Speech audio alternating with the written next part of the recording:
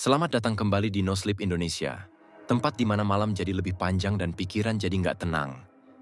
Hari ini kita punya cerita yang datang langsung dari subreddit No Sleep. Tapi bukan cerita horor biasa. Ini adalah kisah nyata dari seseorang yang pernah mati suri selama 6 menit. Orang ini berlokasi di Amerika, jadi cerita ini bisa dibilang tidak biasa. Mati suri mungkin adalah hal yang sering kita dengar di Indonesia. Tapi, kalau di negara seperti Amerika, mungkin tidak begitu sering ya. Kalau kamu selama ini percaya bahwa ada cahaya di ujung terowongan, cerita ini mungkin akan bikin kamu mikir dua kali. Dengan segala hormat kepada orang yang religius, tapi aku merasa kisahku ini harus dibagikan. Tahun 2003, saat aku berumur 15 tahun, jantungku berhenti berdetak selama 6 menit. Itu terjadi di siang hari yang biasa saja, tepat ketika aku sedang berjalan pulang dari halte bus. Di belokan antara tempat aku turun dan pintu rumahku, aku mulai merasa mual. Rasanya datang tiba-tiba, tanpa peringatan apapun. Aku merasa baik-baik saja sepanjang hari. Makan siangku adalah Bosco Sticks dan saus marinara, makanan yang sudah ratusan kali aku makan selama sekolah. Sebelum aku sempat memikirkan kemungkinan penyebabnya, tubuhku mulai berkeringat dingin. Lalu aku merasakan getaran aneh di dadaku. Jantungku masuk ke kondisi yang belakangan aku ketahui sebagai ventricular fibrillation. Aku kehilangan napas dan jatuh. Apa yang terjadi setelahnya hanya bisa kuceritakan berdasarkan cerita orang lain. Katanya, aku tergeletak di tengah jalan, dan seorang perempuan yang mengemudi hatchback hampir saja melindas kepalaku. Tapi dia sempat mengerem mendadak, mencoba membangunkanku, lalu menelepon layanan darurat setelah upayanya gagal. Petugas medis datang dan menemukan bahwa jantungku sudah berhenti berdetak. Secara teknis, aku sudah mati. Mereka membawaku ke rumah sakit, dan di tengah perjalanan, mereka berhasil membuat jantungku berdetak kembali lewat alat kejut. Dari situlah perjalanan panjangku di sistem layanan kesehatan Amerika dimulai, berakhir dengan pemasangan alat pacu jantung dan tumpukan utang yang sampai sekarang masih ditanggung keluargaku. Tapi jantungku baik-baik saja sekarang, dan syukurlah begitu. Karena apa yang kupelajari hari itu membuatku tak pernah lagi mengucap syukur kepada Tuhan. Karena selama 6 menit itu, saat tubuhku yang tak bernyawa dibawa keliling kota bersama 2 paramedis yang terus berusaha menghidupkanku, jiwaku melintasi dunia ini dan memasuki akhirat. Dalam kunjungan itu, aku mempelajari hal-hal tentang alam semesta yang seandainya bisa, tidak ingin aku ketahui. Mungkin dengan membagikan ceritaku, aku bisa membantu umat manusia mempersiapkan diri menghadapi apa yang menanti setelah kita mati. Semuanya dimulai dengan cahaya. Cahaya putih yang menyilaukan, memenuhi seluruh ruang. Cahaya itu menyelimuti, menenangkan, seperti yang sering digambarkan orang-orang. Indah, menyambut, seperti pengalaman spiritual. Aku merasakan sensasi naik ke atas, seolah cahaya itu menarikku ke langit. Aku melewati beberapa gerbang, meskipun kesadaranku yang saat itu masih limbung, nyaris tidak bisa menangkapnya. Kalau kupikirkan lagi, aku tidak yakin gerbang-gerbang itu benar-benar fisik, tapi aku ingat jelas ada rasa diizinkan masuk. Seolah jika gerbangnya tertutup, aku tidak akan bisa naik lebih jauh.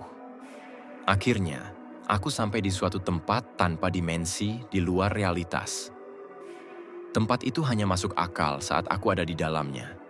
Aku rasa makhluk jasmani tidak bisa memahami alam astral. Eksistensinya yang tak bisa disentuh membuatnya sulit dijelaskan. Yang tersisa hanyalah kesan, bukan gambaran, dan aku tidak sendirian.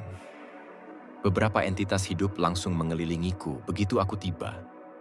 Awalnya, karena didikan Kristen yang kuterima, aku mengira mereka malaikat. Dalam bentuk tak berjasadku, aku mencoba melakukan gerakan spiritual sejenis membuka tangan, menunggu pelukan mereka. Tapi yang kurasakan justru seperti dirantai oleh kekuatan mereka, seperti anjing yang dipasangi kalung besi. Rasa malu dan ketakutan menyelimutiku. Mereka bukan makhluk lembut dan bersinar seperti yang diajarkan agama. Mereka adalah penguasa yang kejam dan tidak berbelas kasih. Kenapa? Pikirku, jiwaku menangis seperti anak kecil. Yang kudengar kemudian seperti tawa, tapi dingin dan mengejek. Pikiran-pikiran masuk ke kepalaku seperti burung-burung yang terbang masuk dan keluar dari pandangan. Mereka menyampaikan kebenaran-kebenaran mengerikan tentang eksistensi yang akan coba kusampaikan padamu sekarang. Alam semesta kita, seperti banyak alam semesta lain yang berjalan paralel, hanya menyimpan sebagian kecil dari total energi yang ada. Ia seperti ladang, tempat membudidayakan jiwa, yang hanya bisa muncul di kondisi spesifik seperti di semesta kita. Ketika ilmuwan berbicara soal betapa mustahilnya semesta kita bisa terbentuk secara kebetulan, itu karena sebenarnya semesta tidak muncul dengan sendirinya. Mereka dirancang, dan tangan-tangan yang merancangnya bukan dewa yang penuh kasih, tapi makhluk rakus yang tak peduli pada makhluk-makhluk yang mereka ciptakan. Tujuan akhir kita, yang kupelajari dari makhluk-makhluk yang mengikatku, adalah menjadi matang sampai kita siap untuk dipanen dan dijadikan budak di dimensi yang lebih tinggi, tempat waktu dan ruang tidak lagi berlaku, dan kita akan menghabiskan keabadian dalam perbudakan. 6 menit di surga terasa seperti seumur hidup, yang kuhabiskan untuk menghibur sesuatu yang terasa seperti roh anak-anak, tapi dengan sifat suka menyiksa secara psikologis. Ia mempermainkanku seperti kucing yang bermain dengan tikus hidup dan menikmati rasa sakit yang ditimbulkan. Rasa sakit fisik yang sering kita kaitkan dengan neraka tidak sebanding dengan siksaan yang kurasakan di level jiwa. Kehilangan orang tercinta mungkin yang paling dekat, rasa perih emosional akibat trauma yang menusuk. Saat waktuku di bumi ternyata belum habis dan aku harus kembali, mereka memberitahuku agar tidak pernah mengungkap keberadaan mereka pada umat manusia. Jika aku patuh, aku dijanjikan posisi yang sedikit lebih baik di antara populasi budak mereka. Tapi kalau aku membocorkan kebenaran, mereka bilang siksaan yang lebih mengerikan menantiku kelak. Aku tidak bisa membayangkan sesuatu yang lebih buruk dari apa yang sudah kualami, tenggelam dalam duka dan siksaan yang tak terlukiskan. Selama berminggu-minggu, aku mencoba menceritakan apa yang kualami kepada siapa saja yang mau mendengar. Tapi semua orang berkata, aku mengalami trauma yang sangat berat, bahwa kejadian itu meninggalkan luka di jiwaku selain di jantungku. Akhirnya aku menyerah. Pelan-pelan, aku mulai meyakinkan diriku bahwa mereka benar, bahwa aku cuma membayangkannya, bahwa itu hanya mimpi kematian, pikiran yang berusaha memaknai kematiannya sendiri. Sampai suatu hari, aku bertemu seseorang yang mengaku pernah bertemu Tuhan. Itu beberapa tahun setelah kejadian. Seorang penulis buku non-fiksi tentang pengalaman mati suri datang ke kotaku. Aku tidak akan sebut namanya karena aku yakin dia akan menuntut kalau tahu aku menyebutkannya di cerita ini. Aku datang ke acara pembacaannya. Lalu setelah itu aku langsung menantangnya soal kisahnya. Aku menatap matanya dan bertanya, "Apa benar kamu pernah bertemu Tuhan?" Pertanyaan yang pasti sudah ratusan kali dia dengar.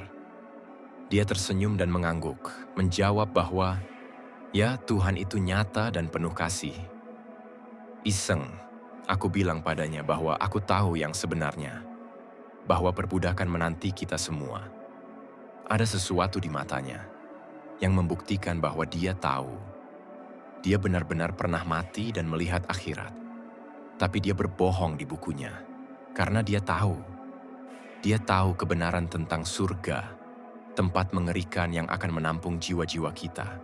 Oke, itu adalah ceritanya, dan di post ini, ada juga redditor lain yang komen, mungkin saat itu, kamu bukan pergi ke surga. Dan, yap, kita nggak akan pernah tahu sampai waktu kita tiba di sana.